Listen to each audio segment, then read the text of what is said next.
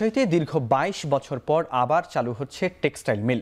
প্রাণ আরএফএল গ্রুপের উদ্যোগে প্রাইভেট পাবলিক পার্টনারশিপের আওতায় বরেন্দ্র রাজশাহী টেক্সটাইল লিমিটেড নামে শুরু হচ্ছে এর কার্যক্রম। রবিবার দুপুরে এক সংবাদ সম্মেলনে প্রাণের পক্ষ থেকে এ তথ্য জানানো হয়। ইতোমধ্যে শুরু হয়েছে পরীক্ষামূলক উৎপাদনও। মিলটি পুরোপুরি চালু হলে ১২,০০০ মানুষের কর্মসংস্থান হবে বলে জানায় প্রাণ। টেক্সটাইল সুবিধা ছাড়াও এখানে জুতা, ট্রাভেল লাগেজ ও গার্মেন্টস পণ্য উৎপাদন হবে, যা সম্পূর্ণ রপ্তানিমুখী। ৭৫ বিঘা জায়গা জুড়ে ওঠা মিলটিতে নিজস্ব বিদ্যুৎ উৎপাদন ও গ্রিন ওয়াটার রিসাইক্লিং ব্যবস্থা থাকছে, যা নতুন গতি আনবে স্থানীয় অর্থনীতিতে।